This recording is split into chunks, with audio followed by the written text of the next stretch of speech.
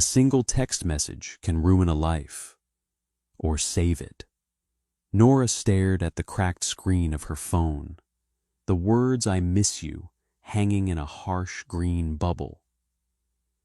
It was a moment of absolute weakness at 2 a.m, meant for a man who didn't deserve it. 3 gray dots pulsed on the screen. The reply wasn't a rejection. It wasn't silence. It was 3 words from a number she didn't recognize. Then come upstairs. The digital clock on the microwave read 2:14 a.m. Its neon green glow was the only light in the kitchen, casting a sickly hue over the stack of unpaid bills and the half-empty mug of chamomile tea that had gone cold an hour ago. Nora sat on the edge of a fading velvet armchair, her knees pulled to her chest. Outside, the city was dead. The rain had chased away the usual crowds, leaving only the rhythmic hiss of tires on wet asphalt and the occasional rattle of the radiator in the corner. It was the kind of silence that made the inside of your own head unbearably loud. She was exhausted, a bone-deep, marrow-sucking exhaustion that sleep couldn't fix. She had spent the last 10 hours archiving historical land deeds for a municipal firm that paid her just enough to afford this 4th-floor walk-up, but not enough to fix the leaking pipe under the sink. Her phone felt heavy in her hand. The screen was cracked diagonally, a spiderweb of shattered glass that distorted the text beneath it. Dylan. His name sat at the top of her recent messages. It had been 3 months since he packed his bags, took the good coffee maker, and walked out the door, citing a need for space. Space, as it turned out, meant moving in with a 22-year-old barista named Chloe. Nora knew this because she had spent an embarrassing amount of time looking at Chloe's public social media profiles. Cynicism told Nora she was better off. Dylan was a narcissist who couldn't remember her birthday and complained about the way she chewed her food. But loneliness isn't logical. Loneliness is a parasite. It feeds on the late hours of the night, amplifying the quiet until you're desperate for any kind of noise. She hadn't meant to type it. Her thumbs moved on autopilot, fueled by a half glass of cheap Merlot and the crushing weight of a Tuesday night. "I miss you." She hit send. The bubble popped onto the screen. Green. Nora dropped her head into her hands, rubbing her eyes until she saw stars. "Idiot," she whispered to the empty room. "Absolute idiot." She waited for the inevitable. He wouldn't reply. Or worse, he would reply tomorrow afternoon with a thumbs-up emoji. She picked up the phone to mute the conversation, to save herself the anxiety of waiting. That was when she saw it. The name at the top of the thread wasn't Dylan's. It was a string of numbers, a contact she hadn't saved, but one that had sent a mass automated message to all tenants at 8 o'clock that evening. Building ownership has transferred to the Rossi Corporation. All maintenance requests and tenant inquiries will now be directed to this line. Do not attempt to contact the previous management. Management. She had opened the text to clear the notification just as she was thinking of Dylan. The screen had lagged. The fields had swapped. She hadn't sent "I miss you" to her ex-boyfriend. She had sent it to the new building management. Nora let out a breath that was half laugh, half sob. Perfect. Just perfect. She moved to delete the thread, hoping whoever monitored the line was asleep. It was an automated system anyway. A void. No one was reading maintenance texts at 2 a.m. The screen lit up. 3 gray dots pulsed at the bottom of the screen. Someone was typing.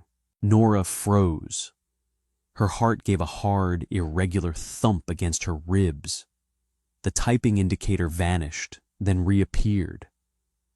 A new message slid into view. Then come upstairs. Nora stared at the words. The absurdity of it short-circuited her brain. Upstairs. This was a pre-war building with 25 floors. The Rossi Corporation wasn't just a faceless management group. They were the new owners. And everyone in the neighborhood knew who owned the Rossi Corporation. Gabriel Rossi. He had taken the penthouse 3 weeks ago. The transition hadn't been subtle. The brass fixtures in the lobby were polished daily now. 2 men in dark tailored suits stood by the front doors at all hours. The security cameras had been upgraded from grainy domes to sleek black lenses that tracked your movement. The local news called Rossi a venture capitalist with a heavy hand in real estate. The streets called him something else entirely. The head of a syndicate that had quietly, brutally taken control of the city's southern district. Nora looked at the message again. Then come upstairs. It was a mistake. A massive, humiliating mistake. All she had to do was type back. Wrong number. Sorry. Put the phone on silent. Go to sleep. But she didn't type it. She looked around her apartment. The peeling wallpaper. The drip in the sink. The suffocating emptiness that Dylan had left behind. She felt incredibly small. She felt invisible. And for a fleeting, dangerous second, the idea of stepping out of this depressing box and walking into the unknown felt better than sitting here drowning in her own misery. If she didn't go, he might send someone down. Men like Rossi didn't like being ignored, even by accident. Or maybe he just thought she was a desperate tenant trying to curry favor. She needed to clear this up in person. Apologize, explain the cracked screen, and get back to her miserable life. Nora stood up. She didn't change out of her oversized gray sweatpants or the faded band t-shirt. She merely slipped her bare feet into a pair of battered sneakers, grabbed her keys, and walked out the door. The hallway on the 4th floor smelled of boiled cabbage and old dust. Nora walked to the elevator, the silence of the building pressing against her eardrums. She pressed the call button.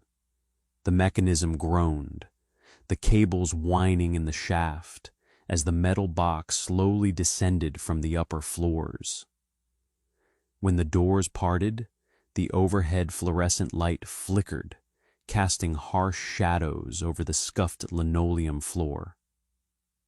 Nora stepped inside. There was a key card slot below the button for the 25th floor.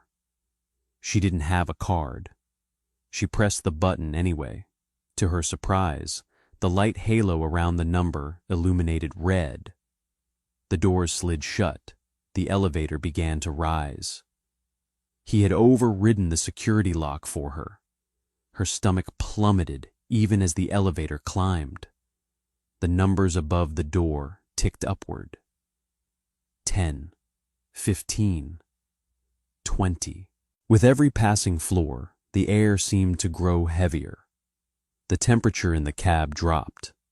Nora crossed her arms over her chest, suddenly hyper-aware of how she looked. She was 28, chronically tired, her dark hair pulled into a messy knot at the nape of her neck. She looked exactly like what she was. A girl who belonged on the 4th floor. Ding. The doors opened onto the 25th floor. There was no hallway. The elevator opened directly into a foyer paved with dark slate. Standing on either side of the entrance were 2 men. They weren't wearing the cliché mobster suits she'd seen in movies. They wore dark jeans, heavy boots, and black knit sweaters. One of them, a man with a thick beard and a flat broken nose, looked at her. His eyes were dead, assessing her in a fraction of a second. He found no threat. "He's in the kitchen," the bearded man said.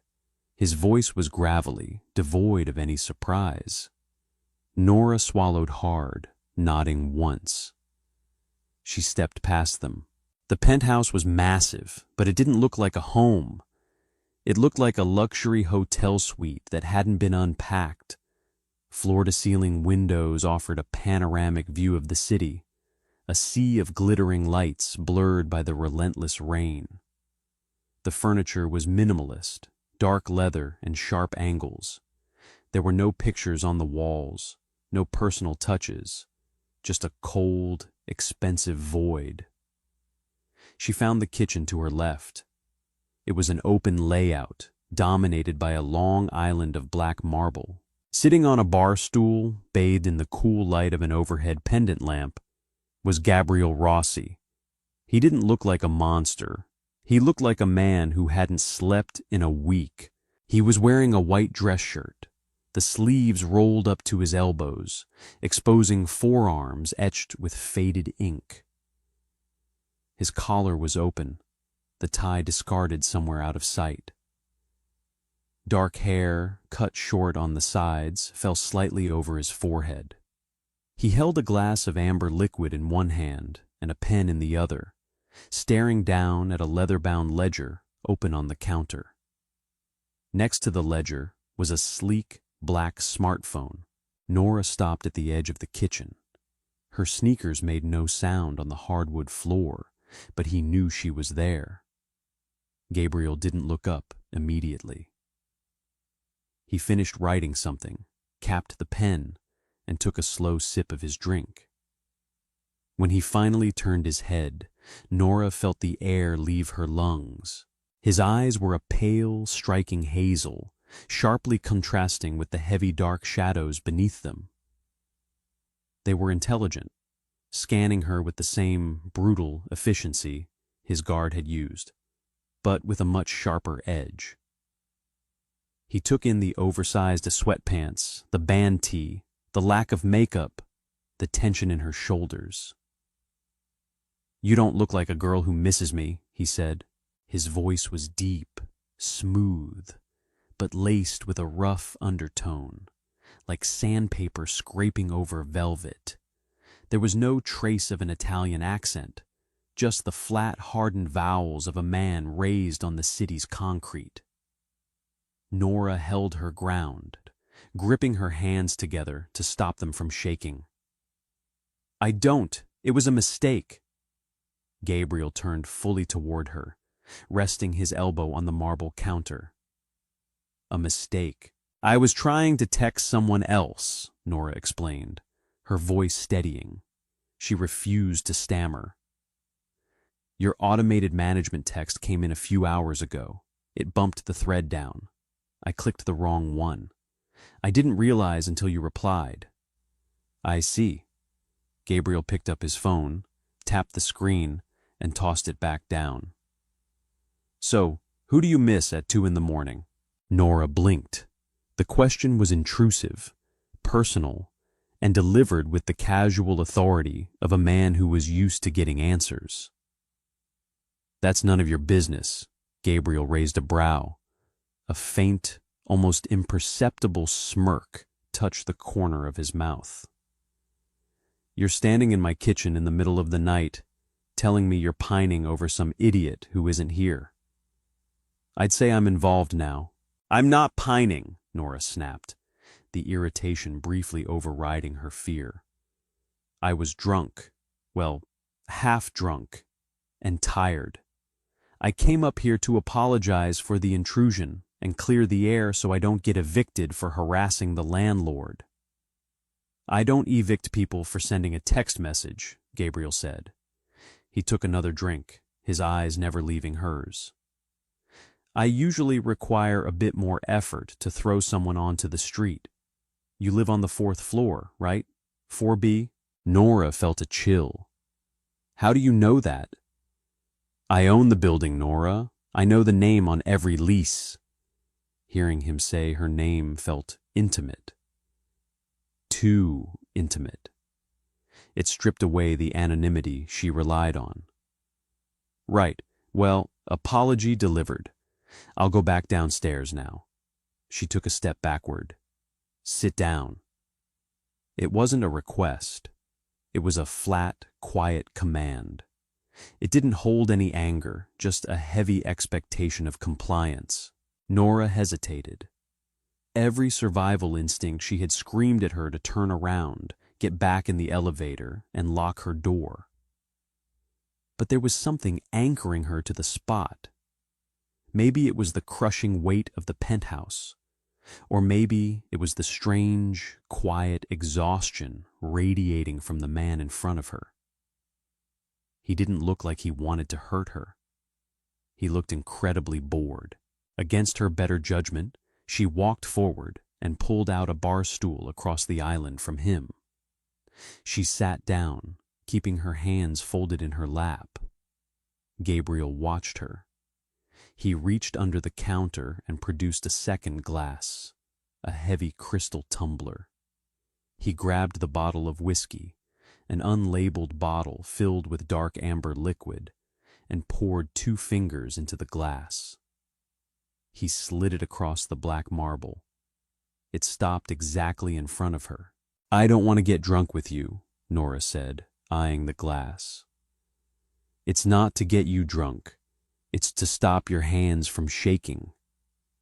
Nora looked down. Her fingers were trembling. She let out a short, self-deprecating sigh, reached out, and wrapped her hand around the cool crystal. She didn't drink, but the weight of it grounded her.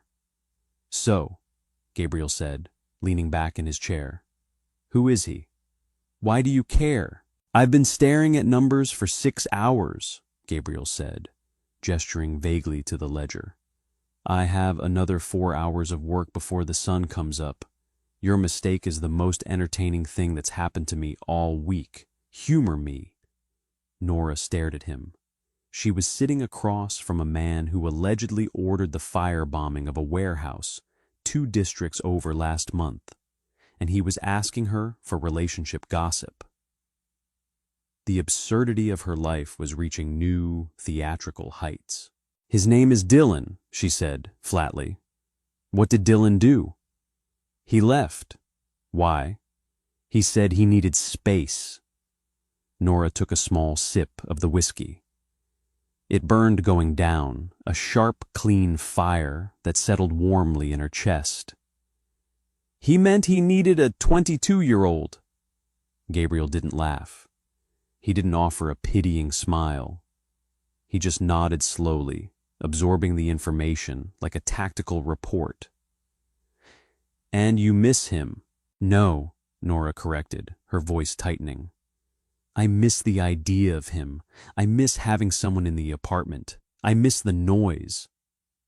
The person he actually is, I despise him. Ah? Gabriel dragged his finger around the rim of his glass. The phantom limb. Nora looked up, surprised by the accuracy of the metaphor. Exactly. People romanticize grief, Gabriel said, his voice dropping a register, settling into a quiet rhythm. They think missing someone is a testament to how much they loved them. It's not. It's just a habit. You get used to a certain routine, a certain body in a room. When it's gone, your brain panics. It's an addiction withdrawal, nothing more. Don't mistake a chemical deficit in your brain for a grand romance. Nora studied him. His face was entirely unreadable, carved from stone, yet his words carried the unmistakable weight of personal experience. That's a very cynical way to look at it, she said softly. It's a realistic way to look at it. Cynicism is just reality without the fairy dust. He finished his drink and set the glass down with a dull clink. You texted him because you wanted to feel pathetic. You wanted to give him the power to reject you again, just to confirm what you already believe about yourself.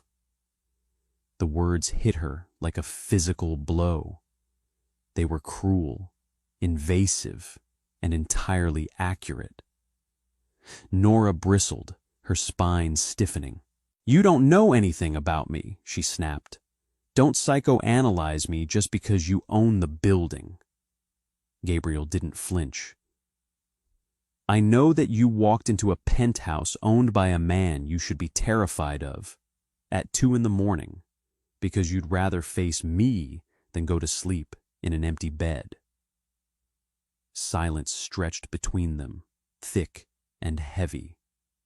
The only sound was the rain lashing against the floor-to-ceiling windows, a chaotic percussion against the impenetrable glass. Nora wanted to yell at him. She wanted to throw the whiskey in his face and storm out. But the anger drained out of her just as quickly as it had surged. She looked down at the marble counter, tracing a faint white vein in the black stone. "Am I wrong?" Gabriel asked, his voice losing some of its edge. It wasn't an interrogation anymore. "No," Nora whispered. "You're not wrong." She lifted the glass and downed the rest of the whiskey. She set it back on the counter and stood up. "Thank you for the drink, Mr. Rossi, and for the brutal reality check. I'll make sure to delete your number." She turned away, heading back toward the foyer, where the quiet, violent men waited. She expected him to let her go. She had provided her entertainment, confirmed her own pathetic state, and outlived her usefulness as a late-night distraction. "Nora," his voice stopped her. It didn't echo in the large space, but it commanded the room completely. She paused, looking back over her shoulder. Gabriel hadn't moved. He was still sitting at the island, looking at her with those pale, calculating eyes. "My plumbing is leaking," she blurted out before she could stop herself. It was a ridiculous thing to say, a pathetic, desperate attempt to reclaim some sort of normalcy in an utterly abnormal situation. Gabriel stared at her. For a second, Nora thought he might actually have her thrown out the window. Instead, the corner of his mouth twitched. It wasn't a full smile, but it was a crack in the armor. "I'll send someone down tomorrow," he said. "To fix it?" "To fix it." Nora nodded once. "Right. Good night." "Good night, Nora." She walked past the guards, stepped into the elevator, and rode the metal box back down to the 4th floor. The descent felt faster than the ascent. When she stepped back into her apartment, the silence was still there, the digital clock still glaring, the unpaid bills still stacked on the counter. But as she lay down on her bed, staring at the water stain on the ceiling, the crushing weight of Dylan's absence had subtly shifted. It hadn't disappeared, but it was no longer the only thing in the room. It had been replaced by the memory of cold marble, cheap whiskey, and the sharp, dissecting gaze of Gabriel Rossi. The next morning, the hangover hit Nora not with a headache, but with a profound sense of mortification. Sunlight, weak and gray, filtered through the smog-stained window of her bedroom, illuminating the dust motes dancing in the air. She lay perfectly still, staring at the ceiling. I went upstairs. The memory felt like a fever dream.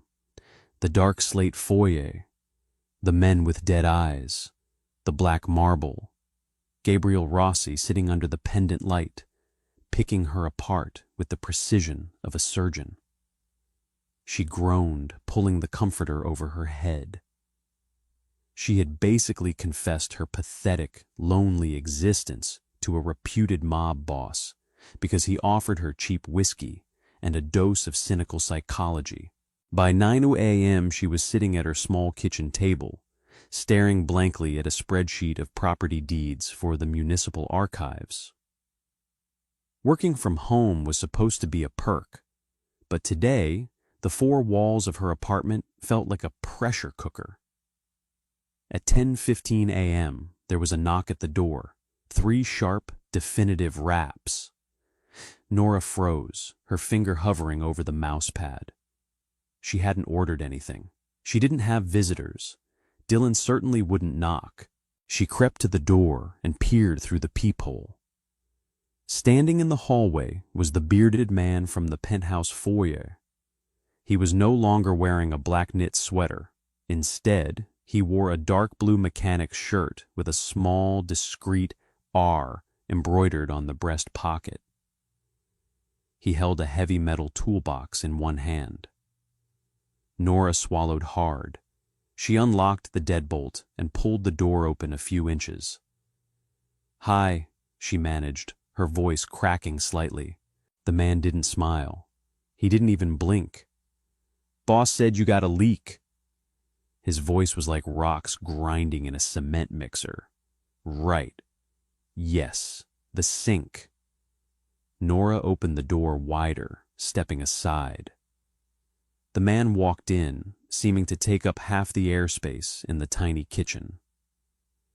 He moved with a heavy, deliberate grace, setting the toolbox down with a thud that rattled the cheap linoleum. He didn't introduce himself. He just knelt in front of the sink, opened the cabinet doors, and pulled out a wrench. Nora stood awkwardly by the table.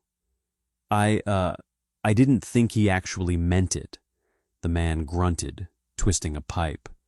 "Boss says a thing, he means a thing." "Okay, good to know." Silence descended, broken only by the clanking of metal on metal and the occasional sharp exhale from the giant under her sink.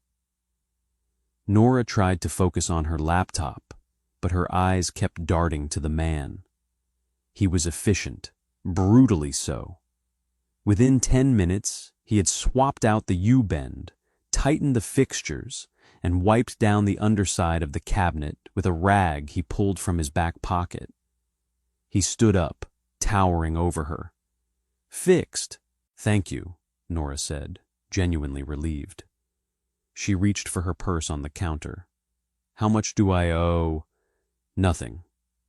He picked up his toolbox. "Rent covers maintenance." He turned and walked to the door. Before he opened it, he paused and looked back at her. The dead expression had shifted, just a fraction, into something resembling curiosity. "Name's Leo," he grumbled. "Nora," she replied. "I know." Leo opened the door and stepped out, pulling it shut behind him with a quiet click. Nora stood in the middle of her kitchen, staring at the dry space under her sink. She felt a strange flutter in her chest. It wasn't fear. It was something far more dangerous. It was validation. Gabriel Rossi had remembered. In the middle of running whatever empire he ran, he had remembered her leaking pipe. She shook her head, forcing the thought away. "Stop it," she told herself. "He's a landlord, fulfilling a legal obligation. He's also a criminal. Don't romanticize the mobster because he sent a plumber." She sat back down at her computer and forced herself to work. By 6 p.m., she was cross-eyed from reading 19th century property boundaries. She slammed her laptop shut, craving fresh air and something that didn't taste like stale coffee. The rain had stopped, leaving the city slick and gleaming under the streetlights.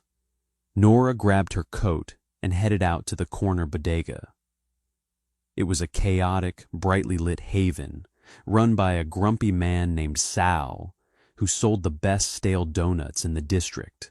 As she walked down the block, she noticed the change in the atmosphere. The usual loiterers who hung out by the liquor store were gone. The street felt quieter, cleaner, but also remarkably tense. 2 men in dark jackets stood on the corner across from her building, smoking silently, their eyes tracking every car that passed. Rossi's men. They were establishing a perimeter, Nora ducked into the bodega, the bell jingling above the door. She grabbed a frozen dinner, a bag of salt and vinegar chips, and a cheap bottle of wine. A step up from the Merlot, but only barely. As she stood at the counter, Sal rang her up, his eyes darting nervously toward the front window. "Neighborhood's changing, Nora," Sal muttered, shoving her items into a plastic bag. "I noticed," she said, handing him a 20. "Is it bad?" Sal leaned in, lowering his voice. "Bad? Depends on who you ask. The old crew, they asked for protection money, but they were sloppy, loud. These new guys," he gestured vaguely toward the street. "They don't ask, they just take over. The silence is worse than the noise, you know?" Nora nodded, taking her change. "Stay safe, Sal." "You too, kid. Keep your head down." Nora walked back to her building, clutching the plastic bag to her chest. She kept her eyes on the pavement, ignoring the men on the corner. When she entered the lobby, she headed for the elevator. As she pressed the call button, she heard footsteps behind her, heavy, deliberate. She turned. Gabriel Rossi was walking toward her. He looked different in the sterile light of the lobby. He was wearing a dark, tailored suit that fit him with lethal perfection. A charcoal overcoat draped over his arm. He wasn't the exhausted man in the kitchen anymore. He was the apex predator of the Rossi Corporation. Two men flanked him, a respectful distance behind. One of them was Leo. Nora felt her heart rate spike. She pressed her back against the elevator door, wishing it would open and swallow her. Gabriel stopped a few feet away. His gaze swept over her, taking in her oversized coat, the plastic bag of junk food, and the panicked look in her eyes. "Nora," he said. His voice was smooth, carrying effortlessly in the quiet lobby. "Mr. Rossi." "Gabriel," she blinked. "Gabriel." "Did Leo fix the sink?" he asked, as casually as if they were discussing the weather. "Yes, thank you. It's very dry now." She internally winced at her own awkwardness. Gabriel's lips twitched. He stepped closer, entering her personal space. The scent of him hit her, something sharp, expensive, and distinctly masculine, like cedar and cold rain. "A frozen dinner and cheap wine," he observed, nodding toward her bag. "Celebrating something?" Nora bristled, her defensiveness flaring up, overriding her intimidation. "It's a Thursday. I don't need a reason to eat garbage." "Clearly not." He tilted his head, studying her face. "You look less pathetic today." "Wow. Thank you. Your charm is overwhelming." "I don't do charm. I do honesty." He checked the heavy silver watch on his wrist. "Have you eaten?" Nora tightened her grip on the plastic bag. "I'm about to." "Throw it away. I'm taking you to dinner." It wasn't an invitation. It was a statement of fact. Nora stared at him, bewildered. "You're taking me to dinner? Why?" "Because I haven't eaten a hot meal in 2 days, and eating alone is tedious." "You have an entire entourage," she pointed out, gesturing to Leo and the other guard. "Take them." "They don't talk. They grunt." Gabriel looked back at her, his hazel eyes locking onto hers with an intensity that made her breath hitch. You talk back. It's a novelty." "I'm not a novelty," Nora said firmly. "I'm a tenant, and I'm not going to dinner with you." The lobby went dead silent. Leo shifted his weight, his eyes narrowing slightly. No one told Gabriel Rossi no. Gabriel didn't look angry. He looked fascinated. "You're afraid of me," he stated. "Yes," Nora said immediately. "Obviously, you're a mob boss." The other guard stiffened, reaching instinctively toward his jacket. But Gabriel held up a hand, stopping him without looking. "I'm a venture capitalist," Gabriel corrected smoothly. "Sal at the bodega says you're a mob boss who doesn't ask, just takes." Gabriel let out a short, quiet laugh. It was a rich, dark sound that startled her. "Sal at the bodega has a big mouth. I should probably raise his rent." "Don't you dare. Then come to dinner." It was a blatant manipulation, a trap set with the precision of a master tactician. If she said no, she risked Sal's livelihood. If she said yes, she was stepping into a world she had no business being in. She looked at the plastic bag in her hand. The frozen lasagna suddenly seemed incredibly depressing. "Fine," she snapped, "but I'm not dressing up." Gabriel's gaze dropped to her scuffed sneakers, then slowly dragged back up to her face. "I wouldn't expect you to." He turned and walked toward the front doors, expecting her to follow. Nora exhaled a long breath, dumped the plastic bag in the lobby trash can, and followed him out into the night. A sleek black sedan was idling at the curb. Leo opened the back door. Gabriel slid in first. Nora hesitated, then climbed in after him, acutely aware of the dangerous proximity. The leather seats were soft, the interior smelling of new car and power. Leo shut the door, plunging them into a quiet, insulated bubble, separated from the driver by a dark privacy screen. The car pulled away from the curb. Nora sat rigidly against the door, putting as much space between them as possible. "Relax, Nora," Gabriel said, staring out the window at the passing city lights. "I'm not going to shoot you." "That's a very low bar for a first date," she muttered. He turned his head, his eyes catching the light from the street lamps. "Is this a date?" Nora flushed hotly, realizing what she had just said. "No, it's a hostage situation with food." Gabriel smiled, a real, genuine smile that transformed his harsh features, making him look devastatingly handsome for a brief, dangerous second. "A hostage situation," he mused. "We'll see." The restaurant wasn't in their district. The car drove for 20 minutes, crossing into a neighborhood where the streetlights were brighter and the pedestrians wore shoes that cost more than Nora's rent. They pulled up in front of an unmarked door flanked by two massive stone planters. There was no sign, no menu in the window. Gabriel got out and Nora followed. The driver stayed with the car. Gabriel didn't hold the door for her. He walked in, assuming she was behind him. The inside was a stark contrast to the unassuming exterior. It was dimly lit, smelling of roasted garlic, expensive wine, and old money.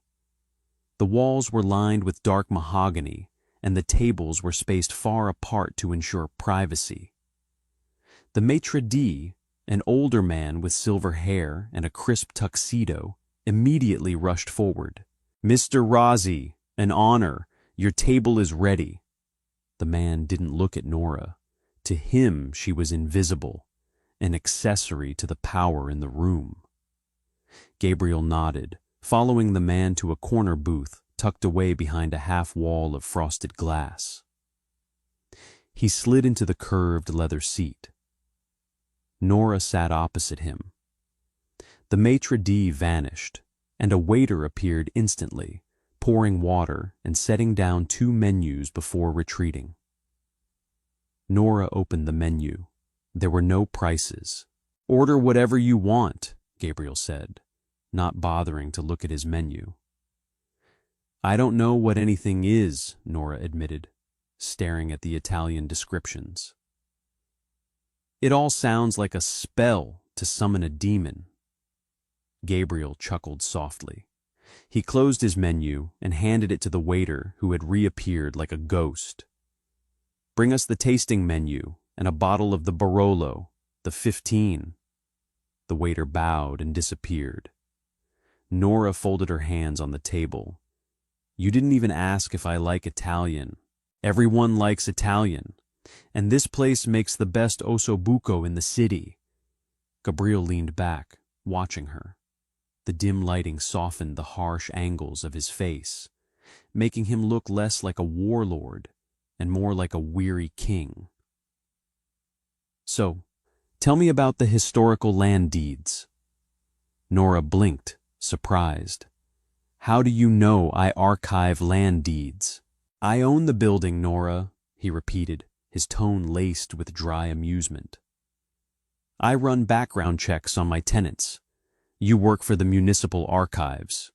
You have an English degree you don't use.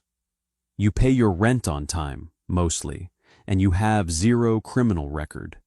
You are relentlessly, aggressively normal." Nora felt a spike of indignation. "You ran a background check on me?" "I run them on everyone. It's how I stay alive." He took a sip of his water. "Why land deeds? It sounds soul-crushing." "It pays the bills, mostly." Nora sighed, the fight draining out of her. It was hard to stay angry when the man sitting across from her was so unapologetically blunt. "And it's quiet. I like the quiet. I like looking at the history of a place, seeing who owned what, how the lines shifted over decades. It's organized. It makes sense." "Unlike people," Gabriel observed. "Exactly." The wine arrived. The waiter poured it with practiced elegance. Gabriel picked up his glass, holding it by the stem. "People are chaotic," he agreed, his eyes darkening. "They make decisions based on emotion, greed, fear. They are unpredictable. And you don't like unpredictable," Nora guessed. "I despise it. Unpredictable gets people killed." He took a slow sip of the wine. "That's why your text message annoyed me." Nora frowned. "Because it was unpredictable. Because it was an anomaly in my system. A breach in the protocol.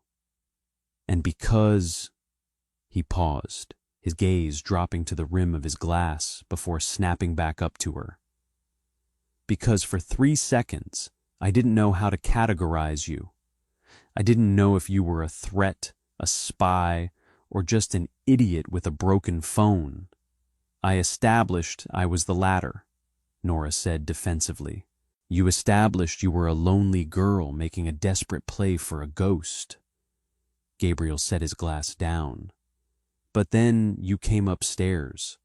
A normal person would have ignored the reply. A smart person would have been terrified. But you walked into the lion's den in sweatpants to apologize." He leaned forward, resting his forearms on the table. The distance between them closed rapidly. "That," Gabriel said softly, "was unpredictable." Nora felt her pulse quicken. The intensity radiating from him was palpable, a physical weight pressing against her chest. She couldn't look away from his eyes. "So why am I here?" she asked, her voice barely above a whisper. "If you hate unpredictable—" Gabriel studied her face, his expression unreadable. "Because I'm trying to figure out if you're a liability, Nora." The food arrived then, breaking the tension. Plates of exquisite antipasto were set between them. Prosciutto, burrata, marinated olives. Nora pulled back, retreating to the safety of her side of the booth. She picked up her fork, her hands shaking slightly. "I'm not a liability," she said, stabbing a piece of prosciutto. "I'm a girl who archives paper and eats frozen lasagna. You have absolutely nothing to worry about from me." Gabriel watched her eat, a faint cryptic smile playing on his lips. "We'll see," he murmured. The rest of the dinner passed in a strange, tense truce. They didn't talk about Dylan, and they didn't talk about the syndicate. Gabriel steered the conversation toward neutral ground, the architecture of the city, the history of the Southern District, books she had read. He was incredibly intelligent, well-read, and sharply observant. He didn't speak in mobster cliches. He spoke like a ruthless CEO who understood the mechanics of power better than anyone. For a brief hour, Nora forgot she was sitting across from a criminal. She found herself engaging, arguing points, laughing at his dry, morbid humor. When the plates were cleared and the check was paid, in cash, she noted, Gabriel escorted her back to the car. The ride back was quiet.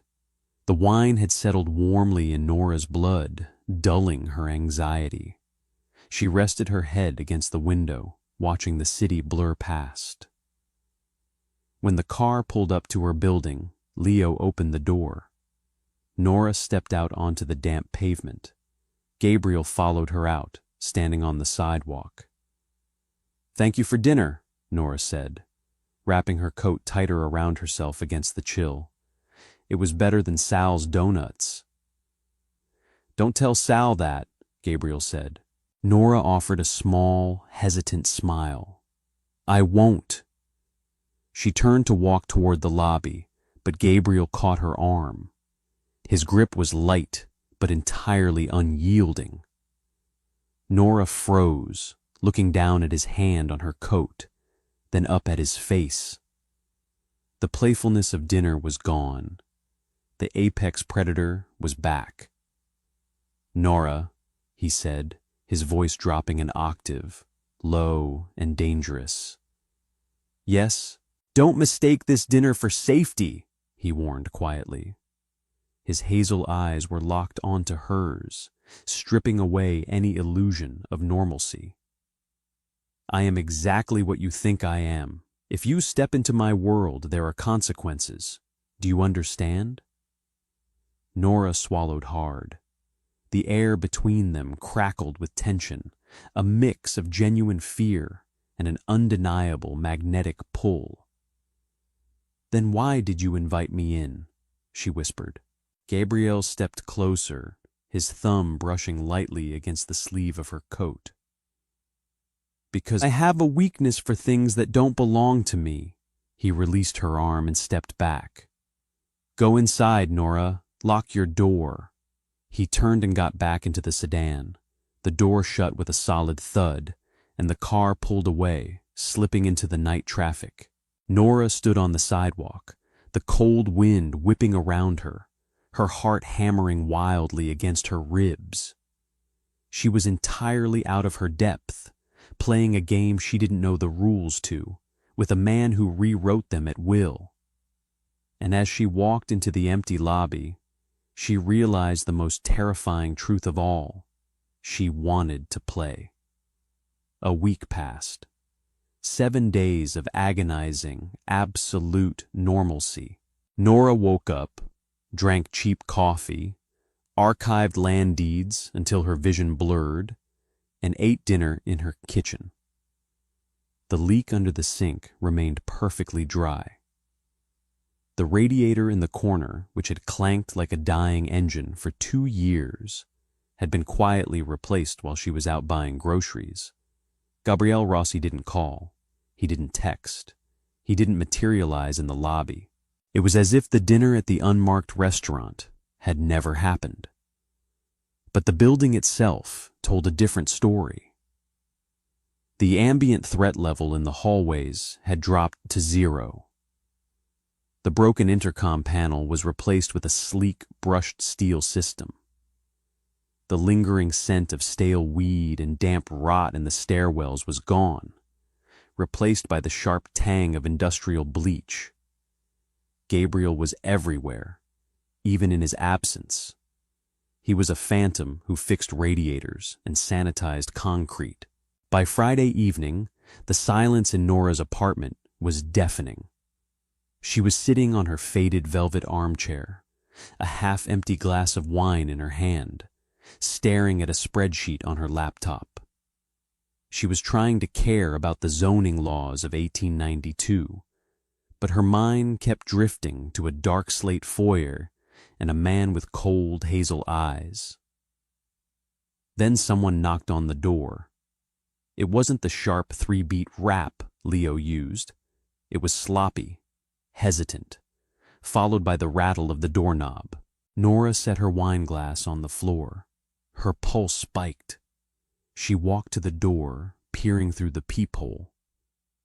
Her stomach hit the floor. Dylan. He was leaning against the doorframe, wearing the same gray Patagonia fleece he wore when he moved out. His hair was slightly overgrown, his eyes bloodshot, carrying the distinct, pathetic slump of a man who had realized the grass on the other side was artificial turf. Nora didn't open the door. She stood perfectly still, hardly breathing. "Nora," his voice drifted through the cheap wood, muffled but unmistakable. "I know you're in there. I saw the light under the door. Come on, open up." She rested her forehead against the door. A month ago, this would have ruined her. A month ago, she would have opened the door, cried, and let him spin whatever manipulative narrative he had rehearsed on the subway ride over. Now she just felt a profound wave of exhaustion. Gabriel's voice echoed in her head, an addiction withdrawal, nothing more. "Go away, Dylan," she said, her voice clear and flat. "Nora, please, just 5 minutes." He knocked again, harder this time. "Things with Chloe, it was a mistake, a stupid, massive mistake. I miss you." The audacity of it made her laugh, a short, humorless sound that surprised her. "You don't miss me. You miss having someone do your laundry and tell you your mediocre screenplay is genius." "That's not fair." The doorknob rattled aggressively. "Open the damn door, Nora. We need to talk." There is absolutely nothing left to say. She took a step back, checking the deadbolt. "Leave before I call the police." "The police?" Dylan scoffed loudly. "You're going to call the cops on me after everything we had?" He pounded a fist against the wood. The door shook in its frame. "Don't be a bitch, Nora. Just open it." Nora's hands balled into fists. The fear was entirely gone, replaced by a hot, bright spike of anger. She reached for the deadbolt, fully intending to throw the door open and scream at him to get the hell out of her hallway. She never got the chance. Through the wood, she heard the heavy, deliberate thud of footsteps. Not just one pair. 2. The pounding on her door stopped abruptly. "Can I help you with something?" The voice came from the hallway, filtering through the door with chilling clarity. It was Gabriel. His tone was perfectly polite, dangerously calm, and laced with absolute zero tolerance. Nora slammed her eye against the peephole. Gabriel was standing 6 feet away from Dylan. He was wearing a black overcoat over a dark suit, his hands resting casually in his pockets. Behind him, massive and silent as a boulder, stood Leo. Dylan turned, puffing his chest out in a pathetic display of territorial bravado. "Who the hell are you? I'm talking to my girlfriend." "Ex-girlfriend," Gabriel corrected smoothly. "And you're raising your voice in my hallway. It's bad for property values." Dylan let out a derisive bark of laughter, looking Gabriel up and down. He clearly didn't recognize the name or the threat. He just saw a guy in a suit. "I don't care who you are." This is between me and Nora. Mind your own business, suit. Leo shifted his weight. The floorboards practically groaned. Gabriel didn't even blink. He took one slow step forward. This building belongs to the Rossi Corporation, Gabriel said, his voice dropping an octave, slipping from polite to predatory. The walls, the floors, the air you are currently breathing, all of it is mine, which makes you a trespasser harassing one of my tenants. Dylan hesitated. The bravado started to fracture. The air in the hallway had shifted, growing dense and suffocating. He looked at Leo, really looked at him, and then looked back at Gabriel's dead, hazel eyes. I used to live here, Dylan stammered, taking a half step back from Nora's door. You don't live here anymore, Gabriel said softly. In fact, if I ever see your face in this district again, you won't live anywhere. Do you understand the distinction I'm making? It wasn't a shout. It wasn't a movie villain threat.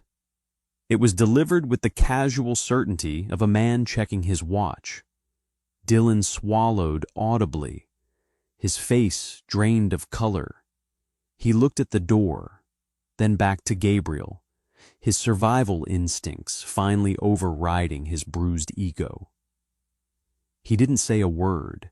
He simply turned and walked quickly toward the stairwell, his pace accelerating into a near jog before the heavy fire door slammed shut behind him. The hallway was silent again. Nora stepped back from the door, her hands shaking. She unlocked the deadbolt and pulled it open. Gabriel was looking at the stairwell door. He turned his head slowly, his gaze landing on Nora. He took in her pale face, her ragged breathing, the way her hands gripped the edge of the door. He looked over his shoulder. Wait by the elevator, Leo. Boss, Leo grunted, turning around and walking heavily down the hall. Gabriel turned back to Nora. He didn't ask if she was okay. He didn't offer a comforting smile. He just stared at her, assessing the damage. That was him, I assume, Gabriel said. Yes. I expected someone taller. The sheer absurdity of the comment broke the tension. Nora let out a breathless, jagged laugh, covering her mouth with her hand. He wears lifts in his boots. Gabriel's lips twitched. Tragic. He stood in the doorway, an imposing figure of dark wool and sharp angles, looking completely alien against the backdrop of her peeling apartment numbers. I could have handled it, Nora said, her voice finally steadying. She crossed her arms, suddenly defensive. You didn't have to step in. He was pounding on my door, Nora. I take issue with property damage. Right. The property. She looked down at his polished leather shoes. What are you doing here, Gabriel? You haven't been around all week. I was working. He held her gaze, refusing to let her look away. And I was giving you time. Time for what? To decide if you were going to pack your bags and move out before you got yourself involved with me. The words hung in the air, heavy and loaded. Nora didn't move. She could smell him, that sharp scent of cedar, rain, and something metallic. The hallway felt entirely too small. And if I had packed my bags, she asked quietly, I would have let you go. It was a lie, and they both knew it. The dark intensity in his eyes told a different story. If she had tried to run, he would have known before she even finished taping the first cardboard box. Gabriel took a step forward, crossing the threshold into her apartment. He didn't ask for permission. He closed the door behind him with a soft click, shutting out the hallway, shutting out Leo, shutting out the rest of the world. The apartment immediately felt cramped.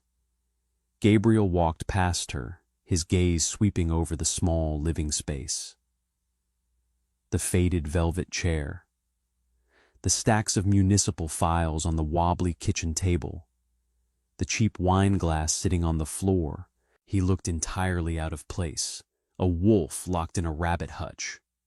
"You live in a cage," he observed, turning to face her. "It's what I can afford," Nora snapped, her pride flaring. She hated that he was seeing the reality of her life, the smallness of it, right after she had been humiliated by Dylan. "We can't all buy skyscrapers with blood money." Gabriel didn't flinch. He slowly unbuttoned his overcoat, shrugging it off his shoulders and tossing it carelessly over the back of the velvet chair. He was wearing a dark gray suit underneath, the tailored lines emphasizing the broad width of his shoulders and the lean, predatory grace of his build. "It's not about the money, Nora. It's about the mindset. You shrink yourself to fit into this room. You let a mediocre man walk all over you because you think it's what you deserve. You archive dead people's land because it's safe. It requires no risk." He was dissecting her again, using the scalpel with ruthless precision. "Stop doing that," Nora demanded, her voice rising. "Stop walking into my life and analyzing me. You don't know me. You saw a text message and a leaky sink, and you decided I was your new charity case." "Charity?" Gabriel closed the distance between them in 3 long strides. He stopped mere inches from her. The heat radiating off him was immense. "Do you think I stepped between you and that idiot in the hallway out of charity?" Nora tipped her head back to look at him. Her heart was hammering against her ribs like a trapped bird. "Then why?" "Because you're mine." The words weren't romantic. They were possessive, territorial, delivered with a terrifying, absolute certainty. Nora's breath hitched. She should have been repulsed. She should have slapped him, opened the door, and told him to get out.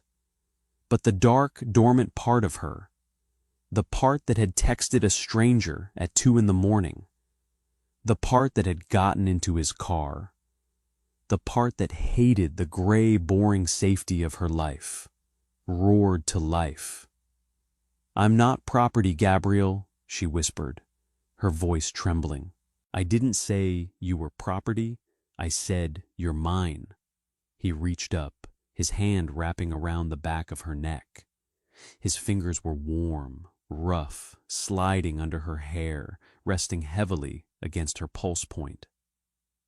"From the second you sat at my kitchen counter and stared me down over a glass of whiskey, this was inevitable." Nora's hands came up, resting against his chest. She meant to push him away, but her fingers curled into the expensive wool of his suit jacket instead. She could feel the steady, rhythmic beat of his heart beneath the fabric. It wasn't racing. He was perfectly calm. "You're dangerous," she breathed, stating the only fact that mattered. "Yes. If I stay here, with you, I don't get to go back. I don't get to be normal." Gabriel's thumb brushed the line of her jaw. "Normal is a myth invented by cowards to justify a boring life. You were dying in this apartment, Nora. The only difference is, now you know it." He didn't wait for her to argue. He didn't ask. He tilted her face up and brought his mouth down on hers. It wasn't a gentle kiss. It was a collision. A violent, possessive claiming that tasted of black coffee and raw power.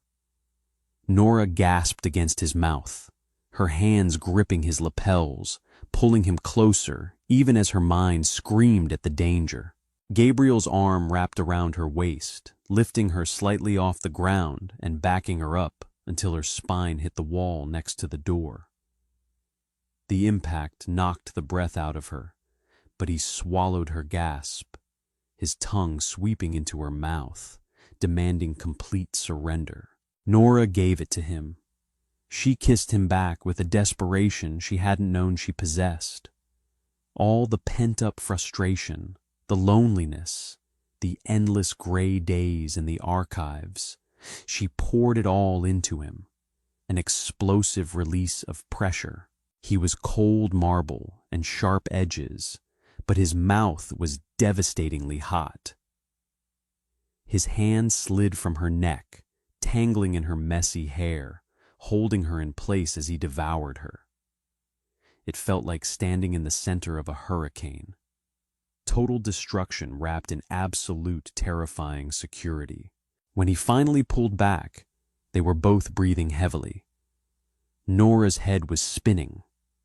She kept her eyes closed for a second, resting her forehead against his chin, grounding herself against the solid wall of his chest. "Open your eyes, Nora," Gabriel commanded quietly. She did. His hazel eyes were entirely black, the pupils blown wide. The civilized veneer of the venture capitalist was gone. The apex predator was staring back at her. "This is the line," Gabriel said, his voice a rough, ragged rasp. "Right here. If you want me to walk out that door, tell me now. I will leave. I will sell the building on Monday, and you will never see me or my men again. You can go back to your spreadsheets and your ghosts." He let go of her hair, stepping back just enough to give her physical space, but his presence still pinned her to the wall. "But if I stay," Gabriel continued, his tone turning lethal, "you are in. You don't get to feign ignorance. You don't get to act shocked when my world bleeds into yours. You accept who I am, and you accept what that means for you." He was offering her a choice, but it felt like a trap. The illusion of free will before the execution. Nora looked past him, at the dark window, at the lonely armchair. She thought of Dylan crying in the hallway over a girl who didn't want him. She thought of the 30 years of safety stretching out before her, a flat, endless desert of mediocrity. Then she looked at the man standing in front of her, a monster in a bespoke suit. A man who tore down her walls and saw exactly who she was underneath, and wanted her anyway. Nora pushed herself off the wall. She didn't hesitate. She didn't overthink. She reached out, grabbed the lapels of Gabriel's suit, and pulled him back down to her. "Lock the door, Gabriel," she whispered against his mouth. Gabriel's eyes flared. A low, dark sound rumbled in his chest, a sound of absolute victory. He reached blindly behind him, his hand finding the deadbolt. Click. The morning light was brutal. It didn't filter romantically through the blinds. It sliced through the gaps in sharp, unforgiving lines, illuminating the dust motes and the tangled sheets of Nora's bed. Nora lay on her side, watching Gabriel. He was sitting on the edge of the mattress, his back to her. The sheets were pooled around his waist. In the daylight, the fading ink on his forearms was clearer, a chaotic mix of numbers, symbols, and heavy black lines that looked more like tallies than art. His back was a map of old violence, scars, some thin and silvery, others jagged and ugly, crisscrossed his skin. He didn't look like a venture capitalist. He looked like a man who had fought a war in the dark and won by becoming the worst thing in the shadows. He was on his phone. The device looked impossibly small in his large hand. He was speaking in rapid, hushed Italian. His tone was clipped, authoritative, devoid of the dark amusement he reserved for her. It was the voice of a man orchestrating the movement of vast, dangerous pieces on a board she couldn't even see. Nora didn't understand the words, but she understood the tone. A shipment, a problem, a consequence. He ended the call and tossed the phone onto the nightstand. He didn't turn around immediately. He just sat there, breathing slowly, the tension radiating off his shoulders in waves. Nora reached out, her fingertips tracing the line of a long, faded scar just below his left shoulder blade. Gabriel's muscles flinched slightly at the contact, a reflexive reaction to being touched from behind, before he forced himself to relax under her hand. He turned his head, looking at her over his shoulder. "You're awake," he noted, his voice rough with sleep and whatever business he had just concluded. "You're loud in Italian," Nora replied, pulling the sheet up over her chest. Gabriel turned fully, shifting his weight on the mattress so he was facing her. The coldness in his eyes from the phone call melted away, replaced by that heavy, calculating gaze. He reached out, pushing a tangled strand of hair out of her face. "A complication at the docks," he said, casually, as if he were discussing a delayed Amazon package. "Leo is handling it." "Handling it," Nora repeated, testing the weight of the phrase. "Does handling it involve the plumbing tools?" Gabriel's lips curved into a faint smile. "Sometimes. Mostly, it involves making sure people remember who owns the concrete they stand on." He didn't sugarcoat it. He didn't offer her a sanitized version of his morning. He was honoring the agreement they had made against the wall the night before. No ignorance, no illusions. "Are you scared?" he asked, his thumb tracing the line of her cheekbone. Nora thought about it. She looked at his scars. She thought about Leo standing guard in the hallway. She thought about the unmarked cars and the quiet men who watched the streets. "I'm terrified," she admitted softly. "But not of you." Gabriel's hand stopped moving. "Explain." "I'm terrified of how easy it is," Nora said, her eyes searching his. "I thought crossing a line like this would feel like falling off a cliff. Chaos. Screaming. But it doesn't. It feels like stepping out of a freezing room into a warm one. It makes terrible, perfect sense." Gabriel stared at her. For a long, drawn-out moment, the impenetrable mask slipped entirely. He looked at her not as a boss, not as a predator, but as a man who had finally found something he didn't know he was looking for. Someone who didn't flinch at the dark, but saw perfectly in it. He leaned down, pressing his forehead against hers. "You were meant for the dark, Nora," he whispered, his breath ghosting over her lips. "You just spent 28 years pretending to be afraid of it."